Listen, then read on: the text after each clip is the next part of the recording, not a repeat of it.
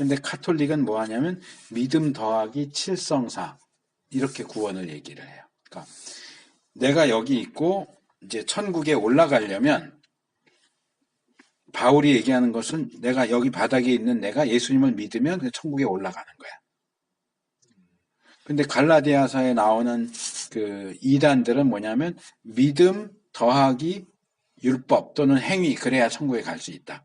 믿기만 해서 구원을 받지 못하고 믿으면 여기 중간까지만 가는 거고 행함을 해야 율법을 지켜야 온전한 구원을 얻을 수 있다라고 얘기하는 거고 가톨릭은 뭐냐면 믿은 사람은 여기까지 올라가려면 여기에 이렇게 7계단으로 된 사다리를 이렇게 걸쳐서 이 계단을 하나씩 딛고 올라가야 천국에 올라갈 수 있다.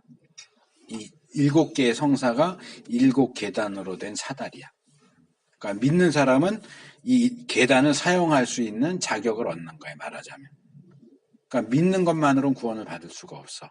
유아 세례 받아야 되고, 그 다음에 견진례 해야 되고, 결혼 성사도 이 7성사가 유아 세례, 견진 성사, 그 다음에 결혼, 그 다음에 사제 서품, 그 다음에 회개, 고해 성사, 그 다음에 종부 성사가 있고 또 하나는 뭔지 모르겠다. 6개만 기억이 나네. 하나는 뭔지.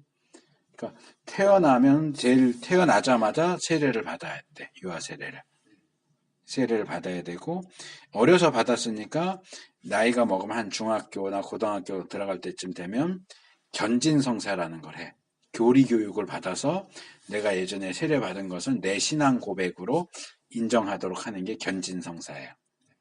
그 다음에 살면서 죄를 지을 때마다 이렇게 신부 찾아가서 나 이런 죄를 졌습니다.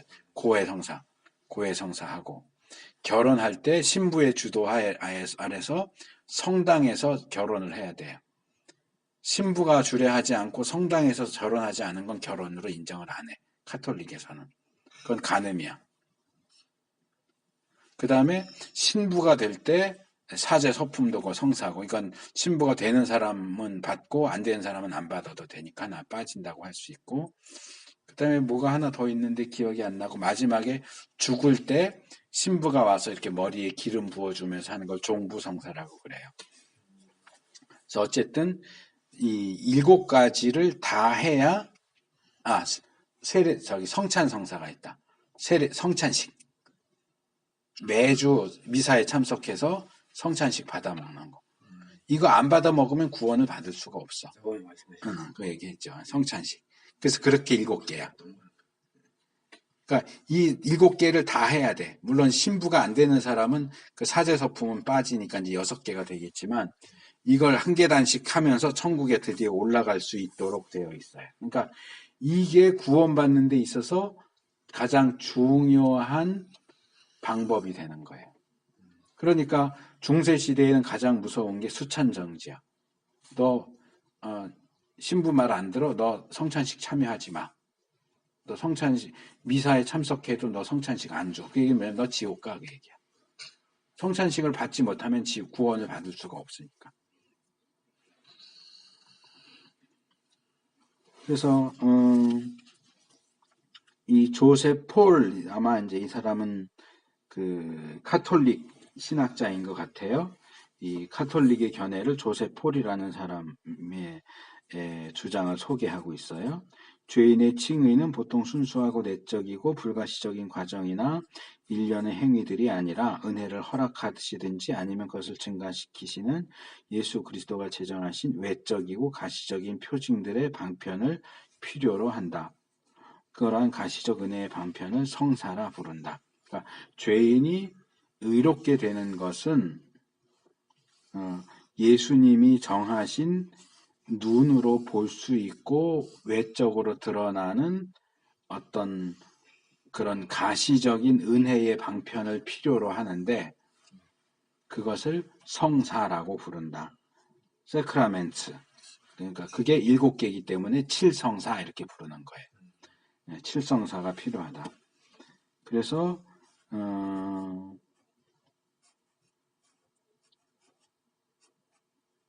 이런 성사를 구성하는 세 가지 요소가 필요하다. 첫째로 가시적인 표지, 그러니까 눈으로 보이는 어떤 것.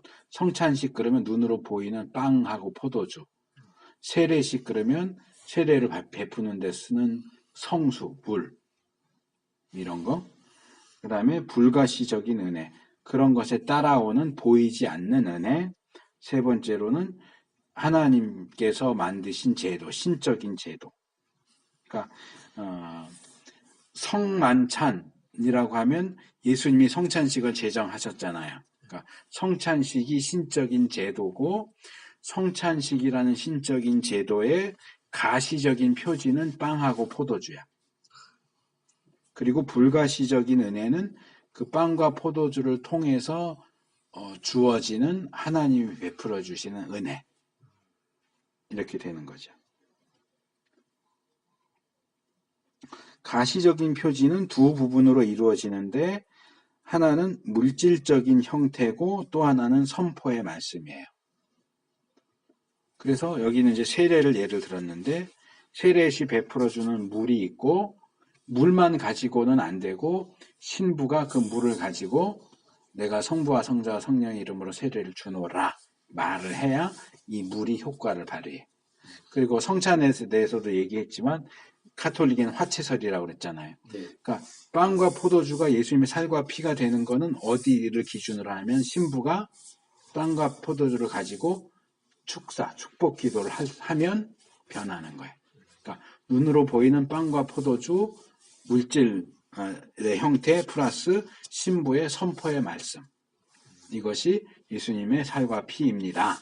이렇게 선언하면 드디어 이제 그것이 살과 피가 된다. 이렇게 보는 것이.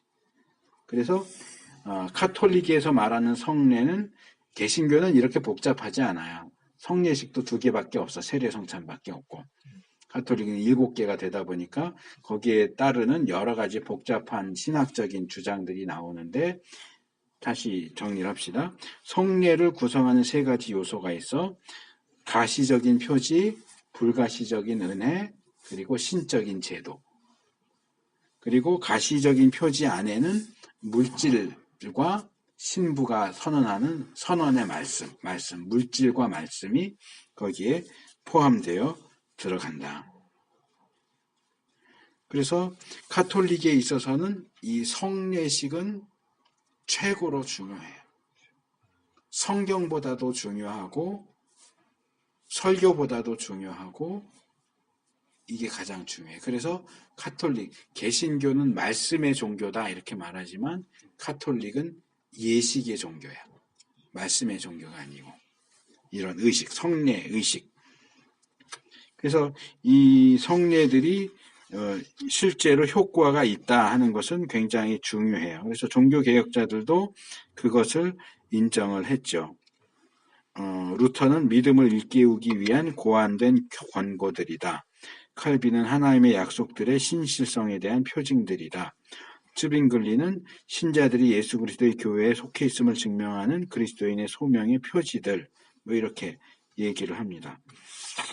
그래서 그것이 중요하다는 부분은 인정을 하지만 카톨릭에서 말하는 것처럼 그건 너무 그 중요성을 지나치게 강조하는 방식이기 때문에 그걸 인정하지 않았고, 그 나머지 세례와 성찬을 제외한 나머지의 것들도 성경에 엄밀하게 규정되어 있거나 예수님이 직접 제정하시거나 그런 게 아니기 때문에 나머지 5가지는 성례로 인정하지 않아요. 우리 개신교는 세례와 성찬만을 성례로 인정을 하고 있죠.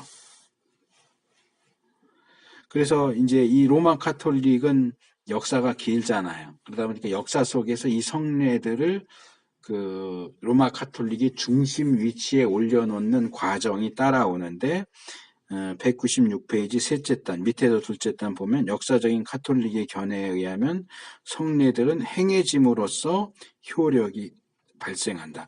성례를 행하면 효과가 나타나도록 돼 있어. 어떤 기계적으로.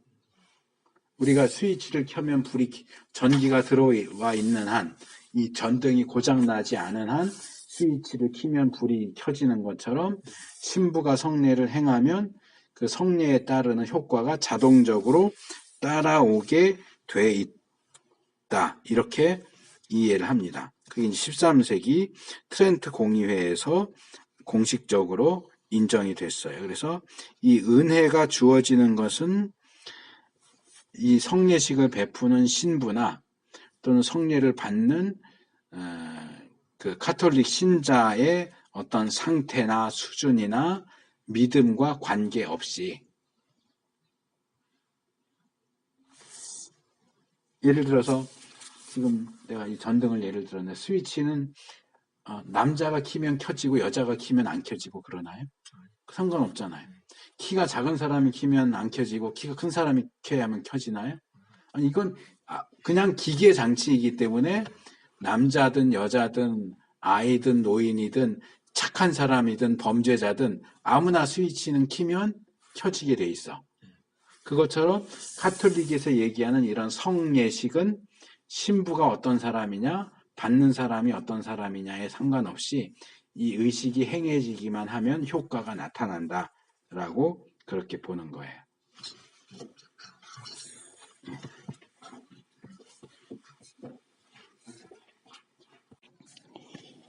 근데 또 여기 뒤에 두 가지 더 나오는데, 그런 성례식들은 성례식 자체로 행해지기만 하면 자동적으로 그런 효과를 나타낸다라고 하면서도 또 두 가지 측면을 더 강조를 하는 게 있어요.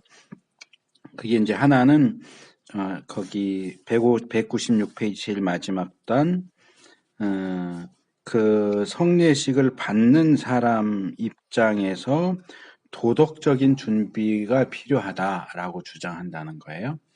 받는 사람이 그것을 받기에 합당하도록 준비해야 된다라고 얘기하고, 또 하나는 197페이지 둘째 단에 적절한 집례자가 있어야 한다라고도 주장을 해요.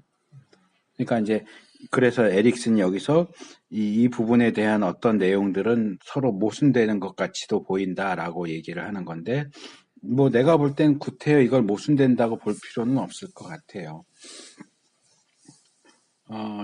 예식 자체로서 효과가 있다는 것과, 그렇다고 해서 예를 들어서 신부가 아무런 준비도 안 하고 옷도 제대로 갖춰 입지 않고 그 전날 막, 카톨릭은 술을 금지하지 않으니까 예를 들어서 토요일 날 저녁에 술을 완전히 고주망태가 되도록 먹고 여전히 얼굴 뻘게 갖고 미사 집전하면 되겠느냐. 그런 점에서 적절한 집례자, 또 성찬이나 세례를 받는 사람도 적당한 준비를 하고 와야 된다라고 얘기하는 부분은 내가 볼 땐 그렇게 모순돼 보이지는 않아요. 그래서 이런 적절한 집례자 부분은 하나 더 얘기할 게, 그래서 카톨릭에서는 신부만이, 개신교도 마찬가지지만 신부만 세례를 줄 수 있고 성찬식을 베풀 수가 있어. 신부가 없으면 성찬식을 베풀 수가 없어. 그래서 뭐 이제 영화 같은 데 보면 어떤 오지에 카톨릭 신자가 가서 복음을 전해서 카톨릭 성당이 세워졌어. 소규모의 성당이 세워졌는데 신부가 오지 않으면 믿는 사람들이 아무리 많아도 세례식을 베풀 수가 없어. 그리고 성찬식도 할 수가 없어. 꼭 신부가 있어야 돼. 서품 받은 신부가 와야 세례나 성찬이나 그 외의 것들을 할 수 있도록 돼 있기 때문에, 뭐 믿은 지 10년이 지나도 신부가 거기 오지 않으면 세례식, 성찬식 같은 게 불가능해요. 그러니까 신부가 있어야만 그런 예식이 가능해. 근데 이제 우리 개신교도 기본적으로 세례를 베푸는 거, 성찬식을 집례하는 것은 안수받은 목사만 가능하다. 전도사도 안 돼. 법적으로 불가능해. 그런데 예외적인 경우를 인정하기는 해요. 선교지, 오지에 목사가 들어가기 어려운 데서는 목사가 아니어도 세례를 베풀거나 성찬을 베풀 수 있다. 근데 그런 부분과 관련해서, 그러니까 그건 아주 예외적인 경우예요. 예를 들어서 여기 우리가 사는 곳에는 교회도 많고 목사도 많은데, 예를 들어서 내가 아직 전도사다. 교회를 개척했어. 내가 개척한 교회이기 때문에 전도사 위로 목사가 없어. 그러면 여기는 목사가 없으니까 예외적인 경우니까 내가 세례도 주고 내가 성찬도 베풀어도 되겠지? 그렇지 않아요. 여기는 오지가 아니거든. 그러면 뭐 아는 목사님, 정식 목사 안수 받은 목사님을 모셔서 세례식을 베풀거나 성찬식을 베풀거나 이렇게 해야지, 주위에 목사가 있는데도 목사 제쳐놓고 전도사가 내가 세례주고, 우리 교회 목사가 없으니까 내가 세례주고 내가 성찬 베풀고 해야지. 그러면 안 된다는 거예요. 불법이에요. 목사가 갈 수 없는 곳, 그런 아주 오지라든가 이런 특별한 케이스에만 예외적으로 인정을 해주는 거지, 그걸 이렇게 주위에 교회도 많고 목사도 많은데 그렇게 막 마음대로 하라는 그런 개념은 아니에요. 그래서 적절한 집례자가 있어야 된다. 마지막으로 셋째 단, 이 모든 것이 결국 이르게 되는 것은 구원이 교회에 의존하고 있다는 것이다. 그래서 이 가톨릭은 지금은 달라졌지만 이전의 가톨릭은 이 부분에 있어서 아주 견고한 입장을 취했어요. 그러니까 가톨릭 교회에 소속돼 있지 않은 사람은 구원을 받을 수가 없어. 그러니까 개신교회 교회 다녀도 구원을 받을 수가 없어. 로마 가톨릭 교회에 다녀야만 구원을 받아. 근데 이제 제2 바티칸 회의 이후에 가톨릭은 다른 종교에도 구원이 있다고 인정하는 쪽으로, 종교 다원주의 쪽으로 갔기 때문에 지금은 많이 다르죠. 이제 기본적으로는 이렇게 볼 수 있다고 하는 거죠. 그래서 이 부분과 관련해서도 몇 개가 나오는데, 여기에 대한 이제 반박하는 내용이 197페이지 제일 마지막 단부터 나와요. 세 가지가 나와요. 첫째, 셋째 줄, 전통적인 가톨릭이 성경에서 다양하게 관련되는 본문들에 대하여 내렸던 어떤 해석들에 대하여 거의가 증거가 없다는 것을 주목하고 있다. 이런 해석들은 기껏해야 의심스럽고 아무리 나빠도 매우 상상적인 것이다. 이런 칠성례라든가 그것과 관련된 이렇게 교리들, 구원과 관련된 몇몇 주장들은 성경적인 근거가 없다. 자기들 입장에서 이렇게 팔이 안으로 굽는 식으로 그렇게 해석한 것들이 많기 때문에 받아들이기 어렵다. 두 번째, 둘째 줄, 198페이지 둘째 줄, 우리가 성경에서 어떤 명백한 방식으로 가르친 성례들에 대한 객관적인 효력을 발견하지 못하는 것은 분명히 매우 중요하다. 더구나 성직이나 사제직이 유일하거나 특별한 역할을 하고 있다는 관념은 성경에서 분명히 표현되지 않는다. 그러니까 신부가 결혼 같은 경우 성당에서 신부가 주례해서 결혼식을 해야만 그게 정상적인 결혼이다. 이런 거 성경에 안 나온다는 거지. 물론 이제 세례나 성찬 같은 경우 그것도 성경에 꼭 목사가 해야 된다 그렇게 돼 있진 않아요. 그렇다고 해서 그럼 일반 성도가 나도 세례 줄래 이래도 되느냐? 그거는 어려워요. 왜냐하면 사도행전에 보면 빌립이 나오는데 예수님의 제자 사도 빌립이 아니고 집사 빌립인데 집사가 세례를 주는 장면이 나와요. 이디오피아 내시에게 복음을 전해서 세례받기를 원한다. 그러니까 세례를 주거든. 그러니까 거기 보면 초대교회 당시는 신앙을 고백하면 곧바로 세례를 줬고 꼭 사도만이 세례를 준 게 아니다 하는 걸 알 수 있어. 그런데 교회의 역사 속에서 콘스탄틴이 기독교를 공인하면서 국교화한 건 아니고 공인하면서부터 교회에 믿음이 없는데도 혜택을 얻기 위해서 교회에 출석하는 사람들이 많아졌어. 가짜 신자가 많아졌어. 그러다 보니까 교회가 뭘 했느냐 하면 세례에 이르는 단계를 만들었어요. 지금 세례 받으려면 교회 나온 지 6개월 이상 되는 사람이 학습을 받아야 되고 학습 받은 지 6개월이 돼야 세례를 받아요. 그러니까 교회 출석하고서 최소 아무리 빨라도 1년이 지나야 세례를 받을 수가 있어. 이거 벌써 성경하고 다르죠? 성경에는 시간과 관계없이 예수님 믿겠습니다라고 하면 세례를 줬단 말이에요. 그리고 지금은 아까 말한 것처럼 세례나 성찬식은 안수받은 목사만 줄 수 있지 평신도가 세례 성찬 베풀면 안 되게 돼 있어. 그것도 성경하고 다르죠. 왜냐? 교회 역사 속에서 성경 시대에는 예수 믿겠습니다. 그러면 당장 순교할 수도 있는 어려운 상황이었기 때문에 그 사람이 믿는다고 고백하는 것을 그대로 받아들여 줄 수 있는 그런 상황이에요. 죽을 수도 있는 상황에서 누가 장난으로 거짓말로 예수 믿는다 그러겠어. 근데 지금은 그 상황이 아니거든. 오히려 콘스탄틴은 교회 다니면 돈도 주고 옷도 주고 이러니까 돈 받고 옷 받으려고 나 믿습니다 오는 사람들이 생긴다는 거지. 그러니까 그걸 걸러내기 위해서는 시간을 두자는 거지. 시간 간격을 두고 이 사람이 정말로 예수님을 믿는가를 확인한 후에 세례를 주자. 그렇게 이제 교회 역사 속에서 그런 쪽으로 방향이 흘러온 거예요. 그걸 무시하고 지금 처음 오늘 교회 나왔는데 나 예수님 믿을게요. 그럼 세례 줄게요. 그러고 세례 줄 수 있느냐? 그러면 교회 법상 안 된다는 거지. 그러니까 성경적으로는 그게 가능했지만 지금 상황에서는 그게 안 돼. 그리고 그렇게 아무나 세례도 주고 아무나 성찬 베풀고 이러다 보면 교회 질서가 없어지니까 교회가 역사 속에서 안수받은 목사만 세례를 베풀고 성찬을 베풀도록 하자라고 정했어. 그게 여기까지 내려온 거야. 근데 지금 뭐 어느 성도가 왜 목사님 당신만 세례를 베풉니까? 나도 세례 베풀겠습니다. 자기가 나와서 내가 성부와 성자 성령 세례를 주노 이렇게 세례 주면 되느냐? 그러면 안 돼. 불법이야. 그래서 이런 성경에 나오는 것은 아니지만 교회의 역사 속에서 교회가 여러 가지 경험과 상황 속에서 만든 그 규칙들을 우리가 무턱대고 무시해 버릴 수는 없다.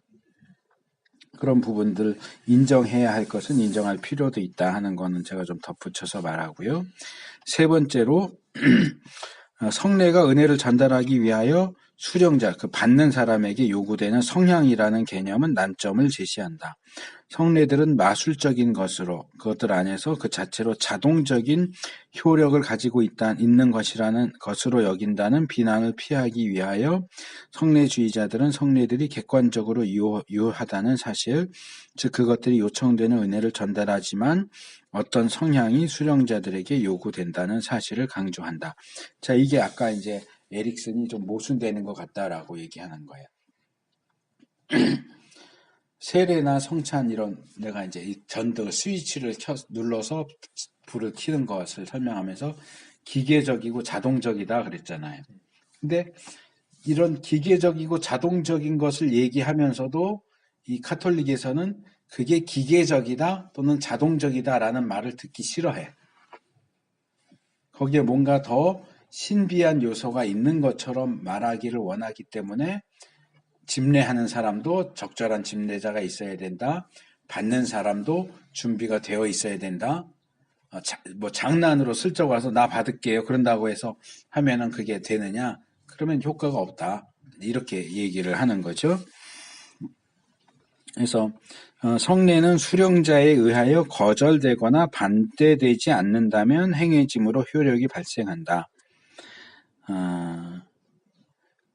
그러나 하나님의 은혜를 받기 위하여 요구되는 믿음의 형태는 더 능동적이다. 그러니까 수동적으로 내가 적극적으로 믿습니다 이렇게는 안 해도 그냥 끌려가면서, 그러니까 교회 나올 때 끌려서 나오는 사람들도 있잖아. 가고 싶어서 오는 사람들이 있는가 하면 어떤 상황에 의해서 가고 싶진 않지만 주위에서 자꾸 이렇게 끌고 가니까 하면서 온 사람들도 있어. 그러면 자기가 적극적으로 나 교회 가야지 해서 교회 나와서 앉아 있는 사람과 하다 끌려와서 앉아 있는 사람하고 둘이 똑같으냐? 둘 다 똑같이 교회 와서 좌석에 앉아 있지만 똑같으냐? 똑같지 않다는 거지. 그래서 그런 부분에 있어서 더 수동적이기보다는 능동적인 요소가 필요하기 때문에 그런 부분들을 강조되어야 한다 하는 부분을 더 이야기를 합니다. 그래서 카톨릭에서도 그 부분을 놓치고 있진 않아요.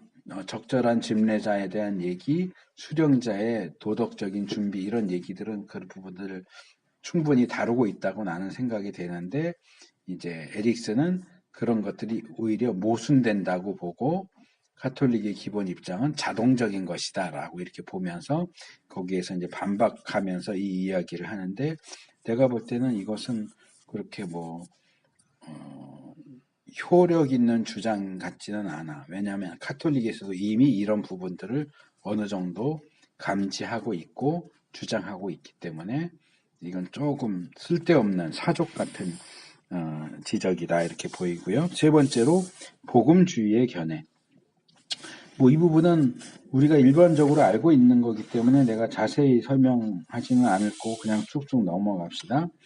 구원에 있어서 하나님의 말씀은 가장 기본적인 부분을 차지합니다. 그게 제일 밑에 단입니다. 하나님의 말씀의 역할이 중요하다.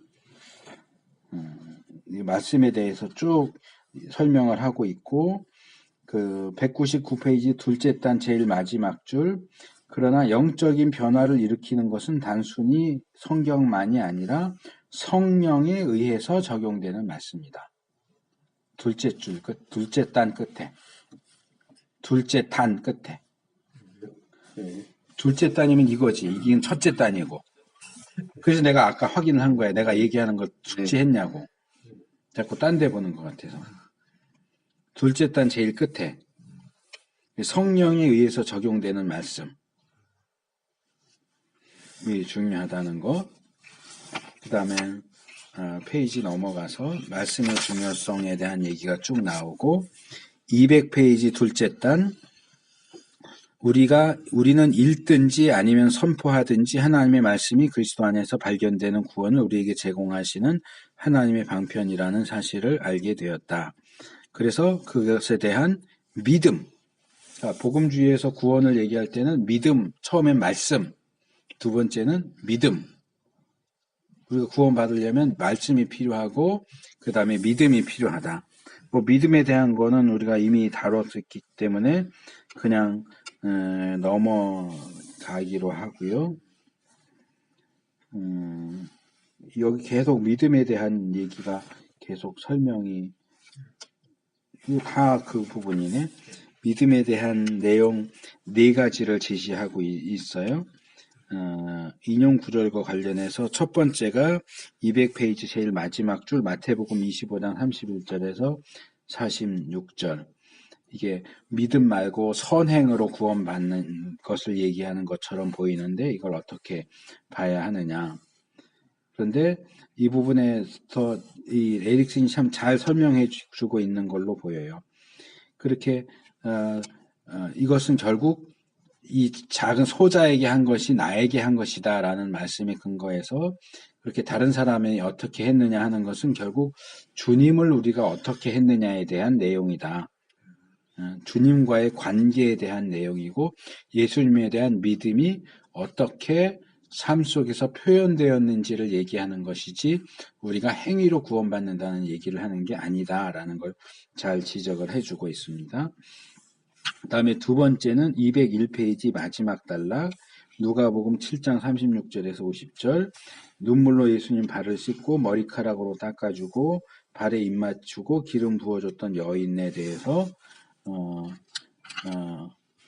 그녀가 그렇게 많이 사랑했기 때문에 죄사함을 받았다라고 해서 우리가 사랑으로 죄사함을 받는 것이냐라고 할 때 이 부분도 예수님이 뒤에 가서 내 믿음이 너를 구원하였다라고 정확하게 지적을 하고 있는 걸 볼 수 있다.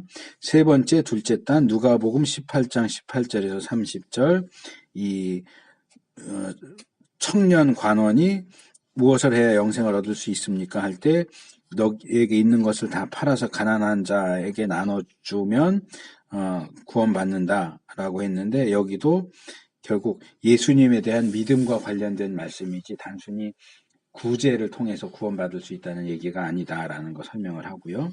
마지막 네 번째로 야고보서 2장 18절에서 26절 행함, 믿음으로만이 아니라 행함으로 구원받는다라는 이야기를 어떻게 해야 되느냐. 여기서 야고보가 이야기하는 것과 바울이 이야기하는 것이 사실은 같은 것이다. 여기서 야고보가 말하는 행함은 올바른 믿음에 뒤따라 나오는 행함이지 믿음이 없는 행함이 아니다. 올바른 믿음은 행함을 가져오게 돼 있기 때문에 그런 믿음에서 나오는 행함이 없다면 믿음도 없는 것이다. 그렇기 때문에 이 행함은 믿음과 별개로서의 행함이 아니라 믿음에 따라 나오는 부수적인 행함을 이야기하는 거다 해서 믿음과 행함의 관계를 잘 설명해 주고 있어요. 자, 마지막으로 구원의 범위로 넘어갑시다. 자, 누가 구원받을 것인가? 모든 사람이 구원받을 것인가? 모든 사람이 구원받는다라는 주장을 보편 구원론, 유니버셜리즘, 그 보편 구원을 주장하는 사람들, 보편 구원론자를 유니버셜리스트 이렇게 얘기를 합니다. 여기 다양한 보편 구원론 해서 여기 7개가 나와요. 보편 구원론도 이렇게 다양한 주장들이 나온다 하는 건데 뭐 길게 설명할 것은 없고 간단하게 이름하고 뭔가 하는 것만 알면 될 것 같습니다. 보편 회심론, 그것은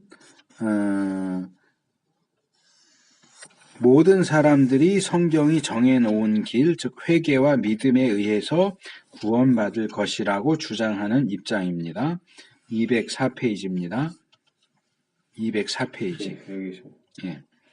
그래서 온 세계가 어느 날 성공적으로 복음화될 것이고 모든 사람이 복음에 응답하여 이렇게 해서 구원을 얻을 것이다. 그러니까 마지막 때가 되면 결국 세상의 모든 사람들이 예수님을 믿고 구원받게 될 것이다 라는 주장이 보편 회심론이에요. 근데 여기 이 문제점은 이미 많은 사람들이 예수를 믿지 않고 죽었다는 거예요. 그 사람들은 구원을 못 받았잖아요. 그러니까 모든 사람이 구원받는다라는 것은 인정할 수 없다. 미래에 그렇게 된다는 확실한 보증도 없고 과거에 그랬다면 미래에도 그럴 가능성이 있고 모든 사람이 예수님 믿어서 구원받는다는 것은 사실상 가능성이 별로 없어 보인다. 둘째, 보편 속죄론. 이건 우리가 기독론 끝에서 배운 내용이에요. 예수님의 속죄가 모든 사람을 위한 것이다. 모든 인류를 위해서 죽은 것이다. 근데 이건 사실은 보편 구원론이라고 말할 수는 없다.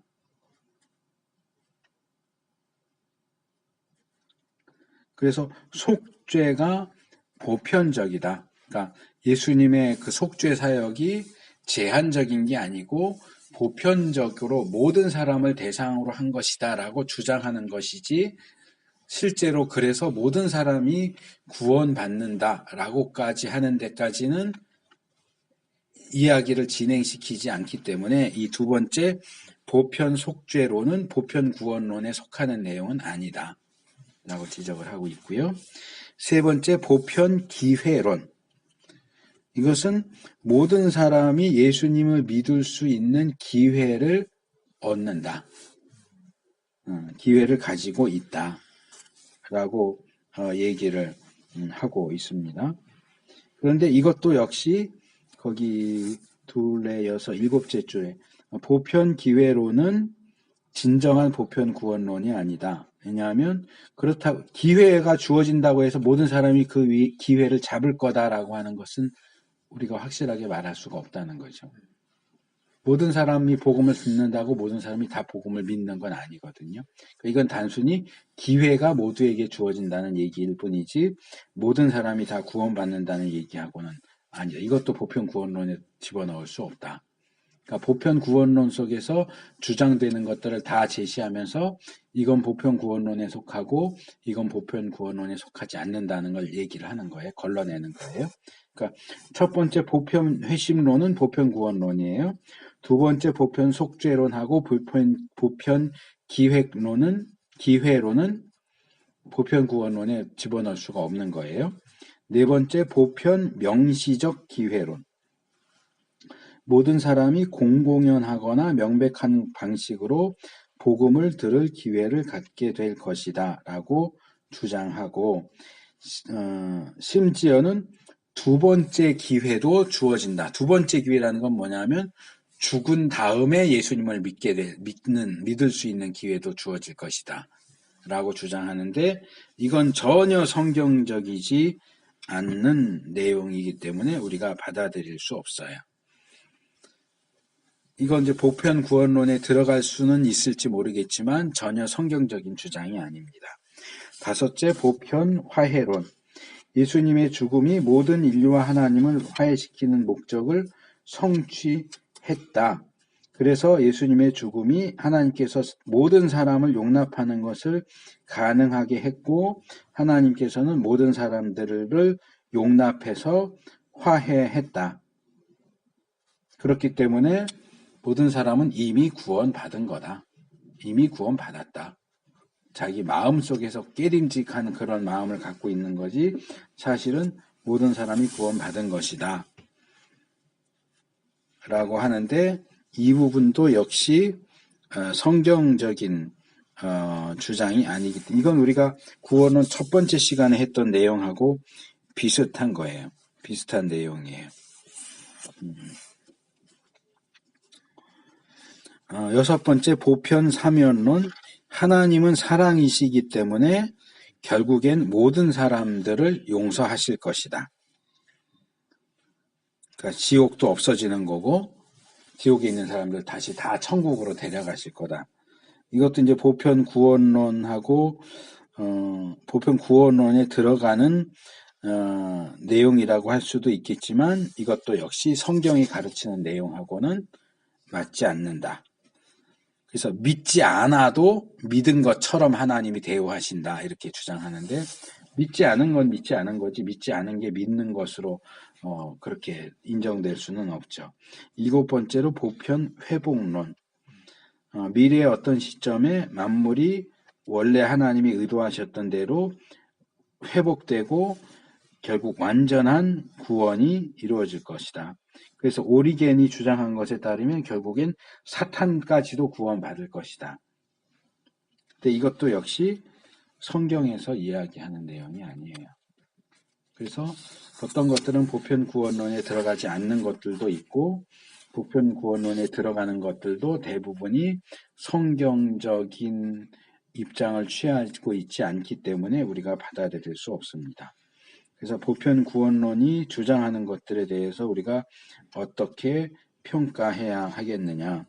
어떤 것들은 성경에 근거한 주장도 있고, 어떤 것들은 신학적인 것에 근거한 주장도 있는데, 여기서 몇 가지 예를 드는데요.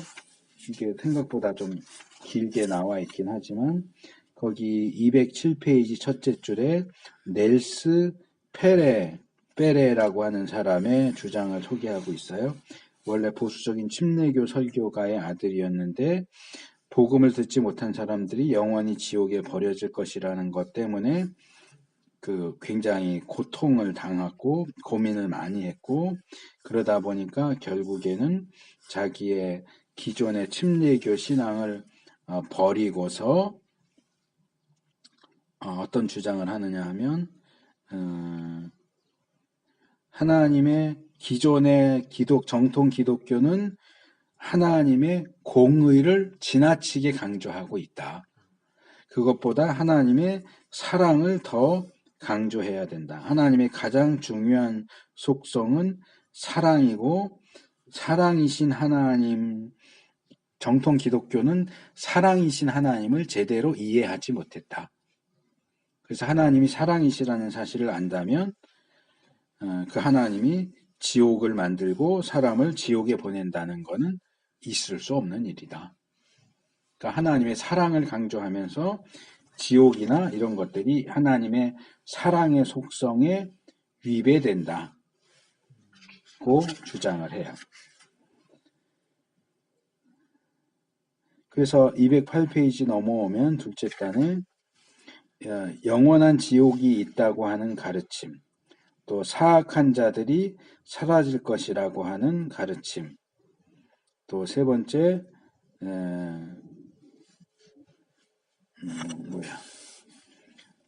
하나님 사랑의 승리, 뭐 이런 것들을 얘기하면서 영원한 지옥에 대한 가르침이, 이 페레가 이런 얘기예요. 예수님이 지옥에 대해서 가르치셨는지 불확실하다라고 얘기하죠. 거기 둘째 단, 셋째 줄, 넷째 줄에. 근데 성경에서 지옥에 대해서 제일 많이 이야기한 분이 예수님이에요. 이 사람 성경을 제대로 안 읽은 것 같아. 두 번째로 사악한 자들이 사라진다 하는 얘기는 지옥에 간다라는 얘기가 아니고 말 그대로 사라진다, 없어져 버린다. 이건 이제 멸절설이라고 그래요. 악한 자들은 그냥 존재하지 않았던 것처럼 없어져 버린다. 그래서 지옥을 반대하기 위해서 이 사람은 멸절설을 이야기를 해요.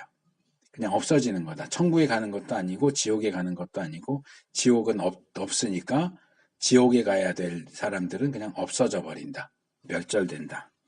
단순히 없어지거나 멸절된다. 그리고 하나님의 사랑을 우리가 중요하게 본다면 결국 모든 사람이 구원받게 되지 않겠느냐라고 주장을 합니다.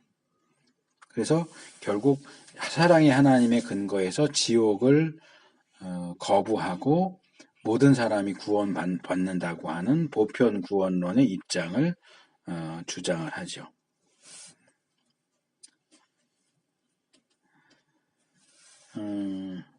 그런데 우리가 성경을 읽어보면 이 페레가 근거로 주장하는 여기 로마서 5장 18절 한 사람이 범죄로 모든 사람이 정죄를 이룬 것처럼 한 사람으로 말미암아 많은 사람이 생명에 이른다.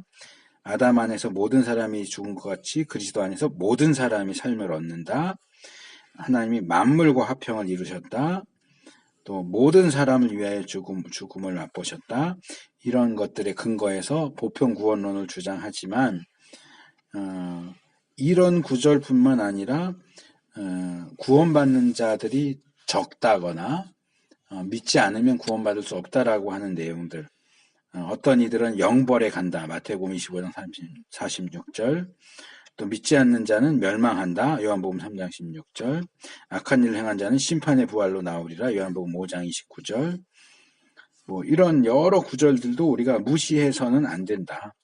그래서 밑에서 셋째 줄 모든 사람이 구원받을 것이라는 것보다 어떤 사람들이 영원히 버려질 것이라고 가르치는 구절들이 훨씬 더 많이 나온다.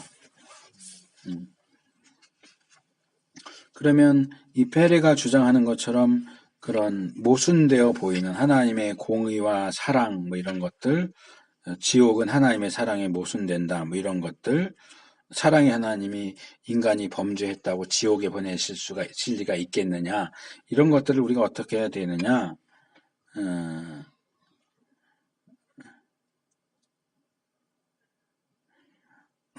페레는 이런 구절들에 대해서 이거죠. 여기 210페이지 둘째 줄 사악한 자들이 버려질 것이라고 암시하는 인용 구절들은 실제적인 상황이 아니라 가설적인 상황을 묘사하는 것으로 간주한다. 그러니까 아까 우리가 히브리서 할 때 타락할 수 있지만 타락하지 않는다 해서 타락할 수 있지만 어떤 가정적인 실제 그렇게 됐다는 게 아니고 그럴 수도 있다라고 이렇게 봤던 것처럼 여기서 어떤 사람들이 지옥 간다 하는 것을 실제로 지옥 간다가 아니고 갈 수도 있다, 이런 식으로 이제 약화시켜서 보는 그런 태도를 취한다는 거죠. 그런데 결과적으로는 아무도 그렇게 버려지지 않는다라고 주장을 하지만 여전히 어떤 사람들이 실제로 버려질 것이라고 선언하는 구절들이 있어요. 마태복음 8장 12절, 25장 41, 46절, 요한복음 5장 29절. 이런 구절을 단순하게 처리할 수는 없다. 그래서 여기 몇 가지 보편 구원론을 주장하는 성경 구절들을 간단하게 다루고 있는데 4개를 다루고 있어요. 빌립보서 2장 10절 11절, 골로새서 1장 19절 20절은 실제로 모든 사람이 구원받을 것이며 하나님과의 교제로 회복될 것이라고 말하지 않는다.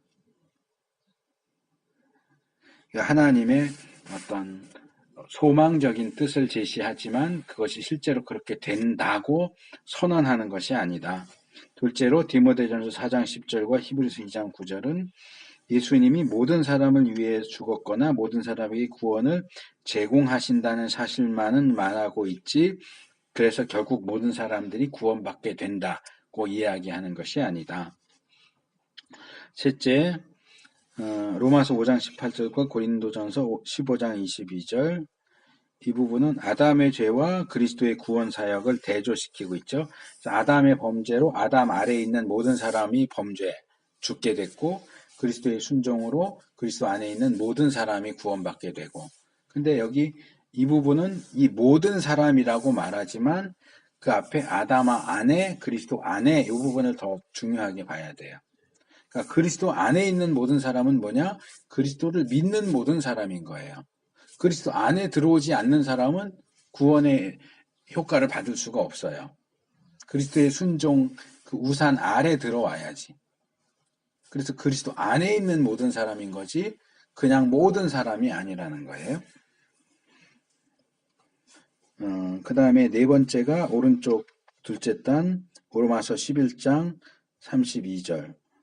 하나님이 모든 사람을 순종치 않은 가운데 가두어두심은 모든 사람에게 긍휼을 베풀려 하심이라. 그래서 긍휼을 베푸신다. 이것은 유대인과 이방인의 관계 속에서 이런 것들을 이야기하는데, 결론적으로 말하면 구원이 보편적으로 입수 가능한 것이긴 하지만 보편적이지 않다. 그러니까 믿으면 구원받지만 모든 사람이 믿는 건 아니에요. 믿는다면 모든 사람이 구원을 얻을 수 있겠죠. 그런데 그 믿음은 모든 사람이 믿을 수 있는 게 아니기 때문에 결론적으로 구원은 모든 사람이 구원받는 것은 아니다. 그래서 결론적으로 밑에서 둘째 단, 모든 사람이 다 구원받지는 못할 것이다. 이것은 우리가 만족하여 진술하는 결론은 아니지만